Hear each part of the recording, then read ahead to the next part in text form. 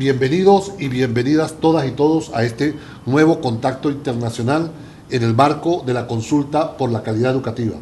En esta oportunidad conversaremos desde Bogotá, Colombia, con Alberto Martínez Boone. Alberto es doctor en Filosofía y Ciencias de la Educación, egresado de la UNED en España, es profesor e investigador de la Universidad Pedagógica Nacional de Colombia, es además profesor en el doctorado interinstitucional en Educación de las Universidades Pedagógica Nacional, Distrital y del Valle. Es miembro fundador y activo del Grupo de Historia de las Prácticas Pedagógicas, además de ser miembro de la Academia Colombiana de Pedagogía. Bienvenido, Alberto, a este contacto internacional. Muchas gracias y saludo a todos los colegas y la comunidad educativa de América Latina y pues no solamente los que imparten educación, sino también los que la soportan. La reflexión que voy a hacer es un poco improvisada. Quisiera que de pronto me bombardearas con algunas preguntas, algunas interrogantes, en la medida en que vaya planteando. A ver, yo vengo trabajando el concepto de calidad de la educación hace por ahí unos 30 años, más o menos, finales de la década del 80, ¿no? Por el trabajo del Grupo de Historia de las Prácticas Pedagógicas, ¿sí? Hay un primer elemento por el cual entro a trabajar la cuestión, es por una relación que aparece dibujada en la mayoría de las formulaciones sobre la educación, de lo que nosotros llamamos la famosa parejita enseñanza-aprendizaje, ¿sí? En la cual planteábamos que la pareja enseñanza-aprendizaje es una pareja problemática, porque restringe la enseñanza solo al aprendizaje. Y la enseñanza, entendemos, y entiendo en particular, yo escribí un artículo en la década del 90, que fue muy conocido además en Venezuela, un artículo que se llama La enseñanza como posibilidad del pensamiento, en la cual a finales de la década del 80, comienzos del 90, en la cual se planteaba que la enseñanza mantenía relaciones con el pensamiento, con el lenguaje, con la cultura, con la ética, con el aprender, es decir, y que no se podía reducir solamente a la relación enseñar-aprendizaje, ¿sí? Porque limitaba el papel del maestro, lo limitaba simplemente a ser un instrumentador, a tener unas relaciones instrumentales con el conocimiento, ¿sí? Entonces eso reducía el papel del maestro y le quitaba mucha autoridad, pero además también estaba inscrito en la lógica de un trabajo que estaba realizando en la década del 80, a finales del 80, en comienzos del 90, que se denominó Tecnología Educativa y Modelo Curricular en Colombia. Después eso se tradujo en un libro que se llamó Un Currículo de Modernización, en donde encontramos en ese trabajo de investigación que realicé con otros dos compañeros, en ese trabajo de investigación encontramos lo siguiente, que antes de la tecnología educativa, digamos, como oficialmente, estuvo todo el proceso que encontramos que se llamó tecnología instruccional. La tecnología instruccional proviene del ejército, fundamentalmente, de un proceso de instrucción a los soldados para incrementar los aprendizajes en la guerra.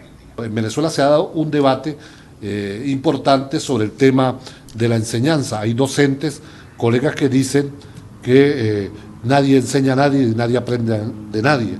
Eso que pareciera muy novedoso implica también un ataque a la propia docencia, es decir, a la propia lógica del maestro que enseña. ¿Tú crees que hay que fortalecer, a partir de lo que acabas de decir, la labor de enseñanza del docente, fortalecerla como parte de su propia identidad? Sí, por lo menos en la relación esta, digamos, para hacer una descripción, en la relación esta el que desaparece es el maestro. Y la enseñanza se reemplaza por la función docente, que es distinto. O sea, enseñanza no es estrictamente docencia. función docente la puede cumplir cualquiera, entonces por eso cualquiera puede hoy, digamos, servir como facilitador de aprendizaje. En el momento actual, la educación está pensada fundamentalmente en términos del aprendizaje y más concretamente del aprender a aprender. Y eso tiene sus repercusiones importantes y fundamentales. Primero, porque la relación con el conocimiento y con el pensamiento en la educación queda reducido a una relación que en primer caso era de transformación de conducta. Digamos, se entendió el aprendizaje como transformación de conducta. Entonces es cuando comienza a introducirse lo siguiente. Es, digamos, por lo que se pierde. Estoy diciendo aquí que la velocidad incrementa, digamos, cuando se dirige a objetivos precisos, reduce el trayecto y coloca todo en función del proyecto.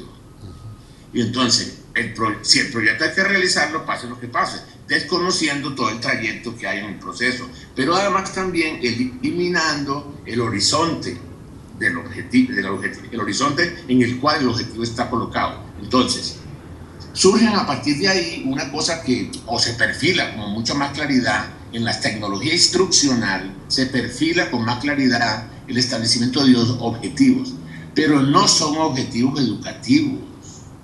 Los objetivos son objetivos de aprendizaje, puntuales, específicos, limitados. Y esos objetivos de aprendizaje se reducen también a unos conocimientos ya parcelados, recortados, seleccionados, porque no es a todo el conocimiento. Ahí hay un proceso de descomplejización de eso, ¿sí? Y eso se une con indicadores de evaluación, Entonces, los objetivos de aprendizaje se establecen fundamentalmente para que tú puedas evaluar, puedas tener indicadores de evaluación, es para lo que importa. Y los contenidos son contenidos recortados, pero la relación ahí se reduce a lo que en una época aquí en Colombia se trabajó como OTI, objetivos, temas e indicadores de evaluación. Entonces yo hago OTIs, además yo hice OTIs. Entonces, es eso a lo que comienzan a reducirla. Bueno, eso se instala inicialmente fuera de la escuela, como todo en educación. La mayoría de las cosas que están en educación hoy vigente vienen fuera de la escuela, porque tuvieron éxito fuera.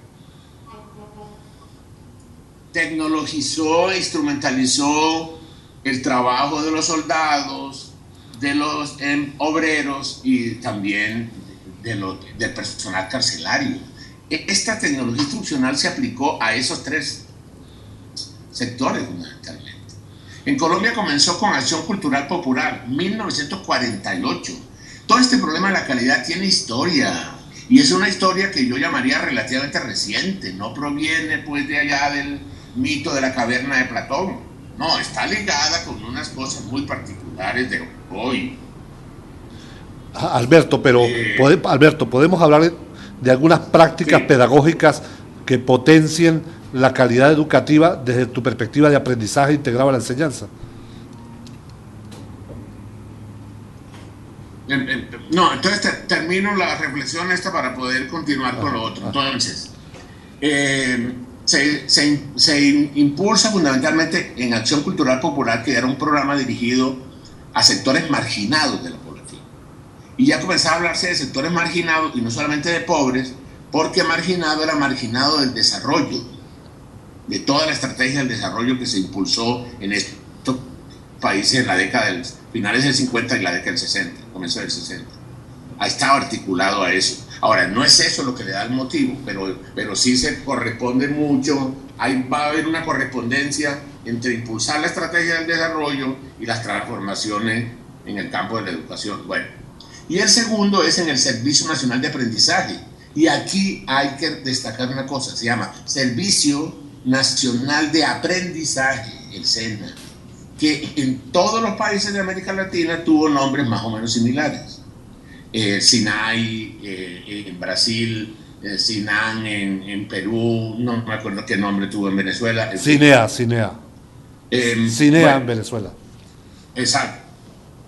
Sí, apuntaban era fundamentalmente a mejorar el aprendizaje. Entonces, calidad va a estar ligada fundamentalmente a lograr aprendizajes efectivos y eficaces, nada más. A eso está ligada calidad. Entonces, no nos inventemos cuentos hoy, porque además es una palabra que se blinda mucho, ¿no? Es un término muy bonito, calidad de la educación. ¿Quién puede estar en contra de eso? Y a esa empresa se le ha metido todo el mundo. Y se le han colocado a los maestros, a los profesores, como su responsabilidad. Cuando yo creo, pues, y si habrá tiempo de explicarlo un poco más adelante, ese concepto de calidad está más ligado a otras necesidades de otros sectores sociales. O sea que en las cuales hay un proceso de desplazamiento gradual y efectivo en el proceso de la enseñanza al interior del lado de la clase, porque comienzan a introducirse. Ahora, yo no digo con eso que antes era una maravilla, no, lo que estoy diciendo es que cada vez más se restringe el proceso, y el proceso se guía, comienza a prepararse todo eso por paquetes curriculares. La calidad de la educación está muy ligada a currículo, modelo curricular, curricularización de la enseñanza, está muy ligado a procesos de la evaluación y está muy ligado al problema del aprendizaje. A esas tres cosas está también ligada a la conexión con el mundo empresarial, todas esas cosas, evidentemente, ¿no? Mejor dicho, a la conversión de la educación en un asunto de política económica, básicamente. Ahora, yo entiendo que hay relaciones ahí, pero digamos, ¿qué pasa cuando eso se reemplaza por esto?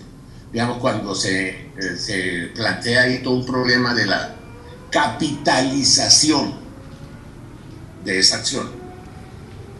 Entonces, yo he planteado en algunos trabajos, hay uno que se llama calidad de la educación, lo dicho, lo estratégico, lo ignorado.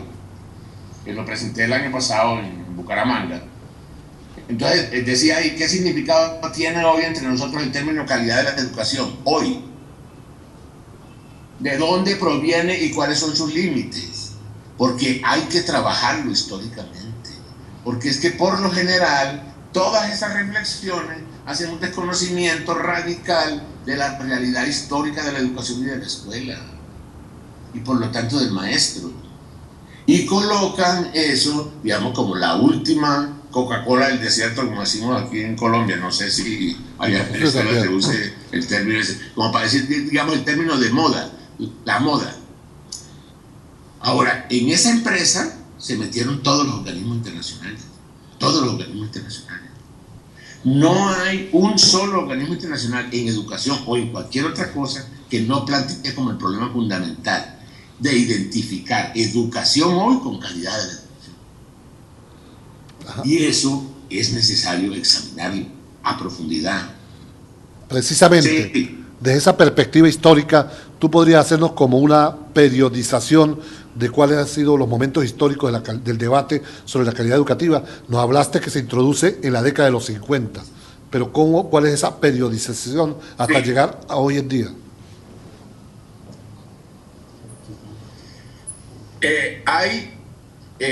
Yo hablo de tres momentos, pero antes de eso quisiera comentar lo siguiente. Este problema comienza con la formulación del estudio de un economista que fue además creo que premio Nobel, Schul, cuando comenzó a plantear lo siguiente: ¿cuál era el factor interviniente en la relación capital-trabajo para generar más productividad?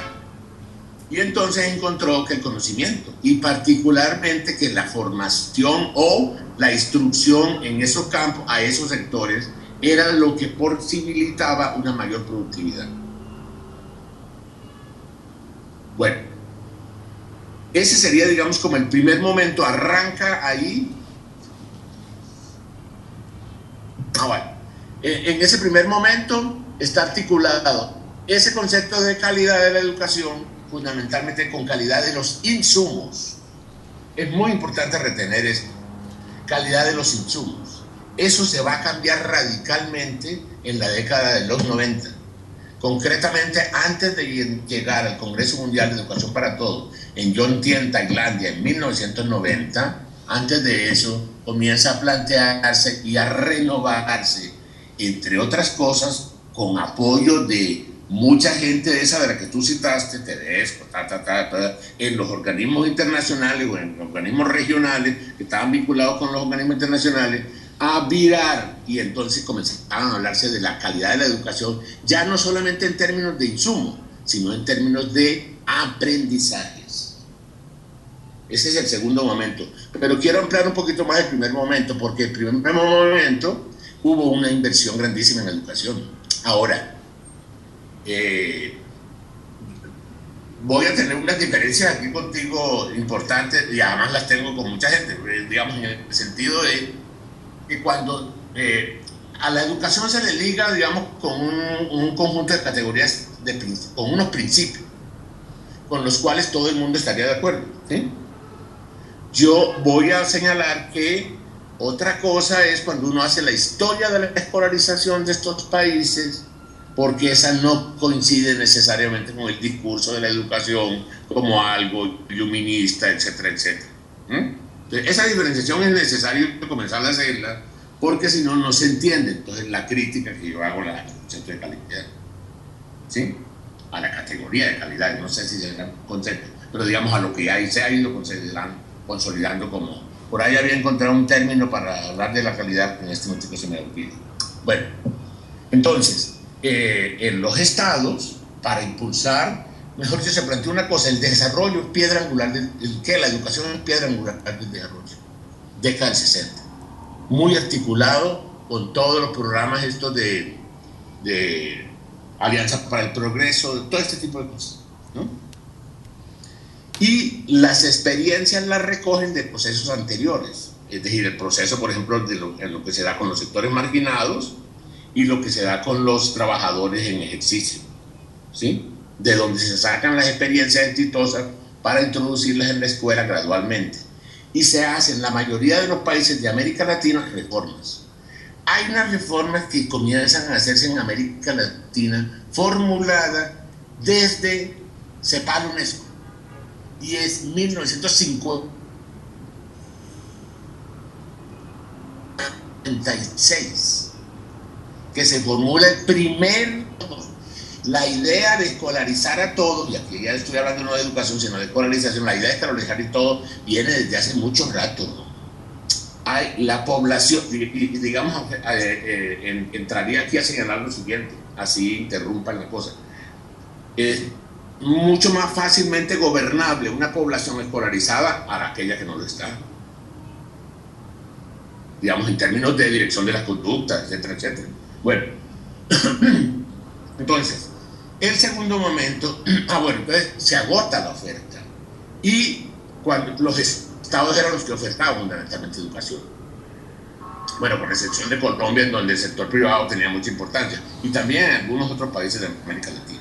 Pero básicamente esa mayoría, ese proceso de calidad ligado a la calidad de los insumos está muy ligado a la inversión del Estado. Llega el agotamiento ese, y entonces comienza todo lo que se denominó la década perdida, en donde lo que se perdió fue la ilusión de que la educación servía para el desarrollo, para la movilidad social, para otra cosa. Se pusieron en cuestión, yo no digo que se haya debatido del todo, pero se puso en cuestión muchos de estos criterios. Y comenzó a decirse, no, la educación no, en vez de que mire, cambiamos aquí esta cosa, que es que no, la apuesta, esa apuesta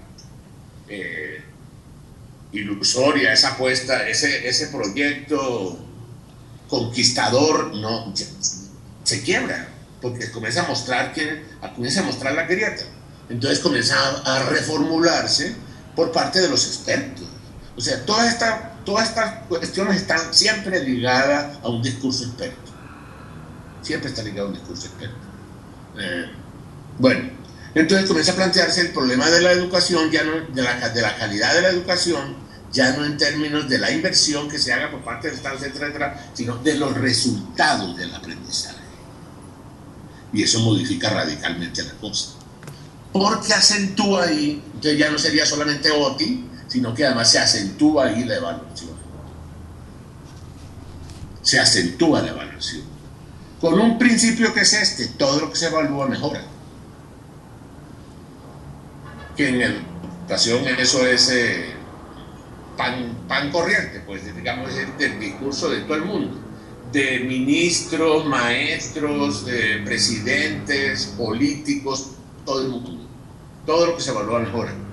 Y lo que hay detrás de eso, pues es un proceso de desplazamiento de los problemas propios de la educación, y se acentúa fundamentalmente, es un proceso de incrementar la escolarización de la población, ¿no? Bueno, habría un tercer momento. Yo dejo, es muy esquemático este planteamiento, no lo puedo desarrollar con claridad aquí. Además, no he leído casi nada pues, de las 14 páginas que tengo pensadas, digamos, para conversar contigo, ¿no? Y no me quiero meter en ese planteo, pero hay un tercer momento que sería el que estaríamos viviendo en estas circunstancias, en el cual hay una transformación del aprendizaje, porque ya no serían aprendizajes de conocimientos, sino en el aprender a aprender. Y ahí hay ahí una individualización del proceso.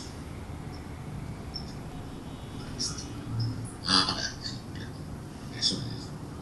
Entonces, lo que se necesita aquí ya no es administrar la educación, porque la educación suponía, digamos, en el periodo de los 60 para acá hasta el 90, y del 90 incluso hacia adelante hasta el 2000, porque más o menos esos congresos van de década en década y siempre van haciendo la promesa de escolarizar a todos. Bueno, han logrado bastante. En Colombia hoy muchos sectores, 99% de la población está escolarizada, y uno diría, bueno, y se han mejorado a otros niveles, hay más democracia, hay más... Bueno. Entonces, decía que en la... bueno, entonces, en esa cuestión estaba los procesos de administración, administrar el currículo, y al maestro se le colocó ese papel, administrador de currículo.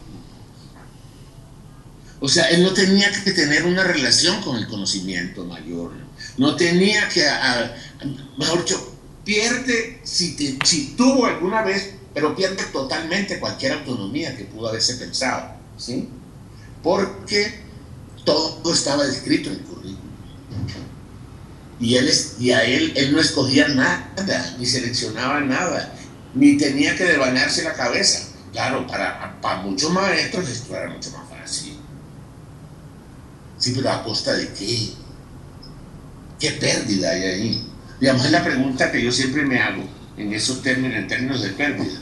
Y no porque lo planteé en términos ni terroríficos, pues, ni futuristas, ni apocalíptico, ni entusiasmado, ¿no? No, sino para mostrar que todas esas cosas están atravesadas por procesos históricos y que son más complejos de lo que parece. Y que es porque además todos esos términos, como te digo, evaluación, calidad, etcétera, etcétera, son invulnerables a cualquier crítica. Se establecen como un búnker, se blindan. Son conceptos muy difíciles de rebatir, a no ser que se le... Y con mi crítica, yo no me instalo dentro de esa lógica, sino que me salgo de la lógica esa y la pienso desde fuera para poderla interrogar cuáles son sus efectos, porque eso me parece muy importante. ¿Cuáles son sus efectos políticos? ¿Cuáles son sus efectos sociales con respecto a varios sectores de la población? Bueno, entonces decía, entonces se administraba. Estos problemas se administraban, y entonces ahí había un elemento que era entre el insumo que se da, porque comienzan a meterse toda esa categoría, insumo a la educación. Y esas metáforas, la introducción de esas metáforas tiene sus efectos. Porque esas metáforas no se plantean simplemente porque sí. Detrás de eso está todo lo que implica ese concepto. Alberto. Los insumos, y que es un insumo, pasaban por una caja negra, ¿sí? Alberto, has planteado tres momentos de la calidad educativa. Sí. Un primer momento, inversión, insumo. Un segundo momento que tiene que ver con la evaluación de los aprendizajes. Y un tercer momento de aprender a aprender, sí, en el cual el docente administra currículo. Pero es posible pensar en un nuevo momento esperanzador para el discurso de la calidad. Es decir, hay oportunidad hoy en día, año 2014, para que el discurso de la calidad sea esperanzador. Aclaración, el primero y segundo momento el maestro administra currículo. Ya hoy el currículo no interesa tanto. Hoy es la evaluación, y ya no es la evaluación del maestro o sino el maestro es el evaluado. Entonces lo que pasa es el cambio de la administración, educativa a la gestión. Y eso implica una transformación importantísima. No es simplemente un cambio de nombre. Perdón. Me estoy tomando no sé si delicioso, pero en todo caso un café colombiano. Qué bueno, qué rico. Bueno, salud. Bueno, entonces, señalaba, en este último momento ya no es tanto, el acento ya no está puesto en los currículos. Hagan los currículos que quieran. Porque ahora el proceso es, aquí llega la evaluación y aquí es donde está el límite. Digamos, sería como el filtro, la rejilla por donde pasa quiénes son los que se pasan acá. Ahora, respecto de la pregunta que tú haces, primero, yo hago el diagnóstico cultural en términos de lo que dice Nietzsche, ¿no? El diagnóstico de lo que está pasando. Y no le quito al maestro la posibilidad de que pueda conectarse con eso, entendiendo a partir de eso, digamos, no lo reemplazo en la lucha, ni le digo qué debe de hacer. En ese problema estamos todos. Yo también soy profesor. También la universidad está invadida de esa lógica hoy, de la gestión, de la evaluación, de la acreditación. No te imaginas en Colombia, en esa parafernalia de la acreditación de alta calidad, al nivel en el que están hoy las universidades y otras no tan universidades, que serían esas instituciones de educación superior. Entre otras cosas, por una cosa bien importante que estoy señalando últimamente y que estoy investigando, es cómo las universidades han devenido instituciones de educación superior. Y lo que las diferencia es lo que ellas mismas denominan de alta calidad o de calidad media, etcétera, etcétera. Yo no me quiero meter en esa lógica, pero lo que sí planteo es, si la universidad es el lugar del pensamiento, ¿cómo vamos a restar pensamiento ahí? ¿Cómo vamos a presentar unas propuestas ahí? No se trata de eso, se trata de poner esto en debate, en discusión, llamar la atención sobre eso. Y eso que tiene que ver con nosotros, con nuestra vida, con nuestro trabajo, con nuestro modo de pensar, con nuestro modo de estar en el mundo y de proceder en el discurso. Es decir, eso, que me parece que es el trabajo de un intelectual, pues con lo cual no estoy diciendo que yo lo sea. No, me rodeo por ahí en la investigación como para encontrar ese tipo de cosas. Alberto, si tuvieras que sugerir tres medidas políticas en materia educativa para transformar los sistemas educativos, ¿cuáles serían esas prioridades en materia de políticas públicas hoy en día?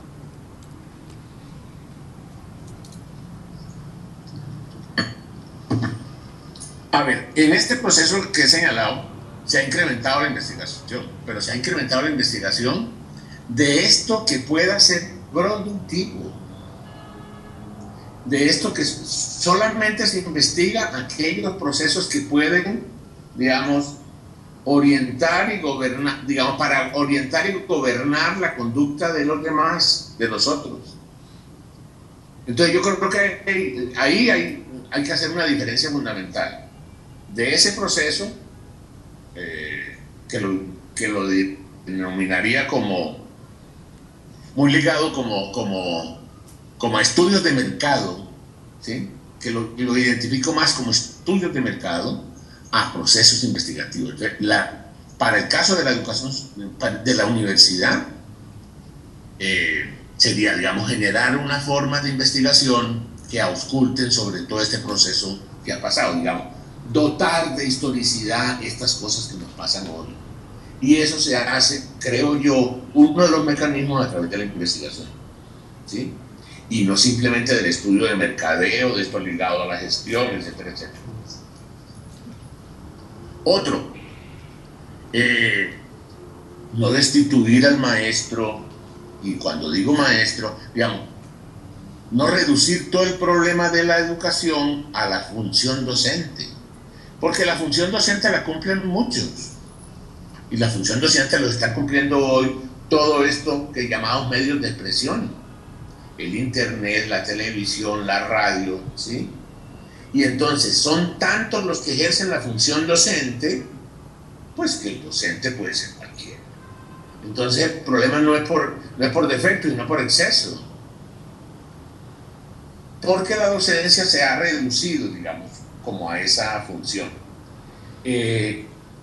Entonces, creo yo que ahí, digamos, no me atrevería yo a hablar como en términos de recuperar, porque no habría que recuperar mayor cosa, nada casi. Volver al pasado, digamos, con una añoranza y ilusoria de algo que realmente no existe y que no es posible volver atrás. Pero pensaría que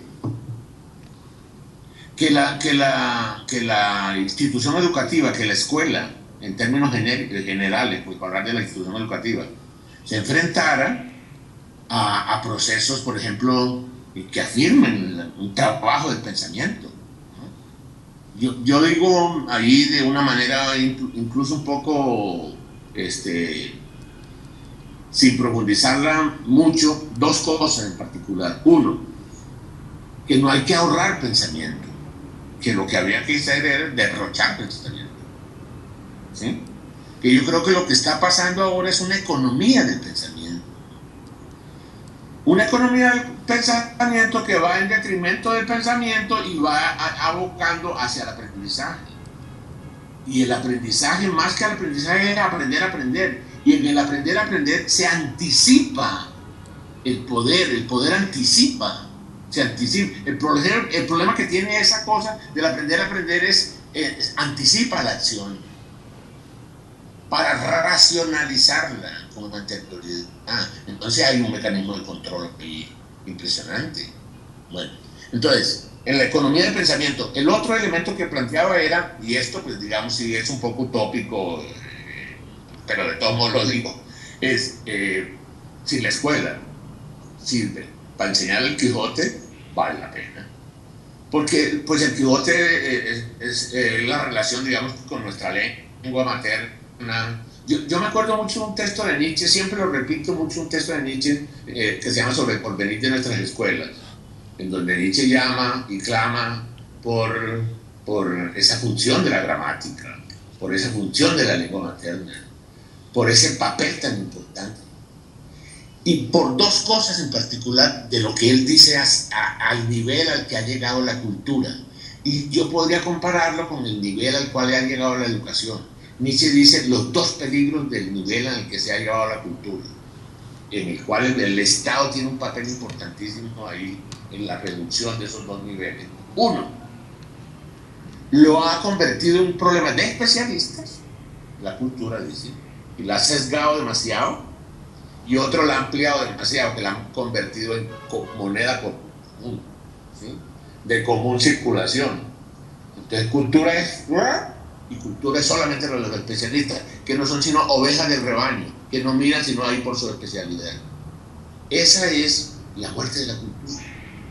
Eso es, creo yo, comparando ahí mi trabajo con el trabajo de Nietzsche, pues cuando es incomparable, es, digamos, como esas reducciones a las que llamo la atención. Ahora, ¿qué sería entonces?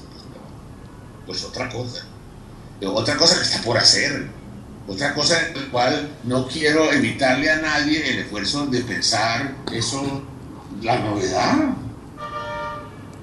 Alberto, ya para ir cerrando este primer contacto internacional, nos gustaría que le dirigieras un mensaje a los maestros, a las maestras, a los profesores y profesoras venezolanas que están debatiendo en sus aulas todo el tema de la calidad educativa como una oportunidad para transformar nuestros sistemas educativos. Ese mensaje desde Colombia, Alberto, para los maestros venezolanos. Pues, primero es un compromiso. Bueno, yo me he vinculado aquí desde hace bastante tiempo al trabajo con los maestros. Y particularmente rescato una cosa que también en una época en Venezuela se intentó hacer o se hizo, que en este momento no me acuerdo cómo se llama, pero yo fui invitado algunas veces a San Cristóbal a participar en una de esas asambleas.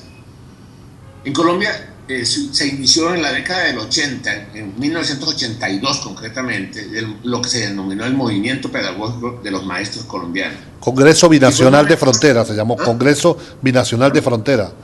El Congreso Binacional de Frontera que organizó por Venezuela FENATEP. Sí, sí. Bueno, ese movimiento pedagógico fue el momento, para mí, uno de los momentos más lúcidos de los maestros en el siglo XX, en el cual plantearon dos problemas fundamentales.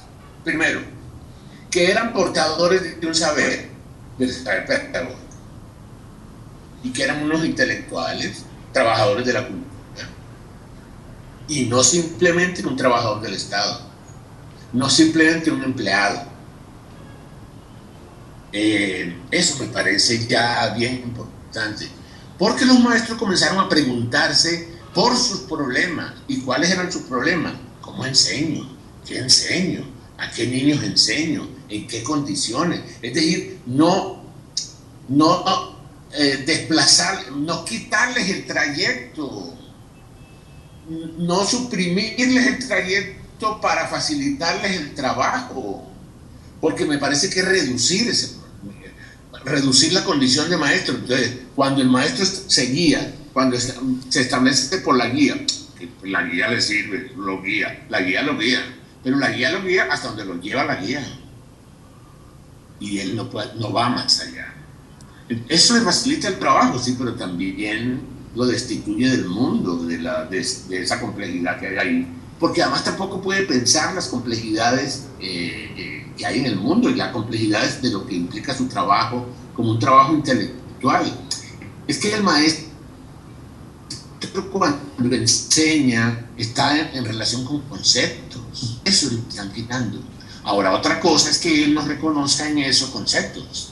Bueno, entonces el movimiento pedagógico que demoró unos 15 años más o menos, y que tuvo muchas repercusiones importantes, que se creó los CEI, que eran los Centros de Investigaciones y Experiencia Docente, ¿sí? Se crearon en todo el país, en todos los departamentos, en comisiones pedagógicas por todas partes, etcétera, etcétera, y eso concluyó en 1987 en el primer Congreso Nacional de Pedagogía. Fue la recuperación, digamos, de la pedagogía, de la discusión en torno a la pedagogía, que nosotros, el Grupo de Historia de la Práctica Pedagógica, comenzamos a plantear que la pedagogía era el discurso y era el saber del maestro, a partir del cual se tomaba posiciones de sujeto. Bueno, un segundo momento que también tiene que ver con eso, con el movimiento pedagógico, fue el de la expedición pedagógica. Porque esa expedición pedagógica se planteó en Colombia había llegado, en el siglo XVIII, llegó algo que se llamó, igual que en México, mandado por la corona española, unas expediciones que se llamaban una expedición botánica. En Colombia la coordinó Mutis, ¿no? O sea, Celestino Mutis. Y la función era recopilar, identificar toda la riqueza de la naturaleza que la corona española había despreciado durante 200 años atrás, ¿no? Entonces, un poco con esa idea se planteó la expedición pedagógica. La idea de la expedición pedagógica no era llevar ningún mensaje, no era una misión que llevaba la verdad, no, sino que iba a las escuelas, los maestros mismos visitaban las escuelas de otros maestros, iban en rutas y en senderos a los que le ponían nombres hermosos dependiendo de la historia de la región, etcétera, etcétera, iban identificando experiencias pedagógicas. Es decir, que la formación del maestro y todo este proceso no se puede suprimir la experiencia. Entonces, hay que comenzar a pensar la experiencia. Y fue un trabajo colectivo. Si las acciones, o sea, las acciones individuales, por supuesto, pero cuando se colectivizan, bueno, que cada quien guarde su independencia, por supuesto, ¿sí? Pero cuando se colectiviza, cuando esto se vuelve movimiento, me parece muy importante. Y hay que generar movimientos de este tipo. Bueno, muchas gracias Alberto Martínez Boom desde Bogotá, Colombia, quien estuvo conversando con nosotros en esta importante consulta sobre la calidad educativa. Gracias, Alberto.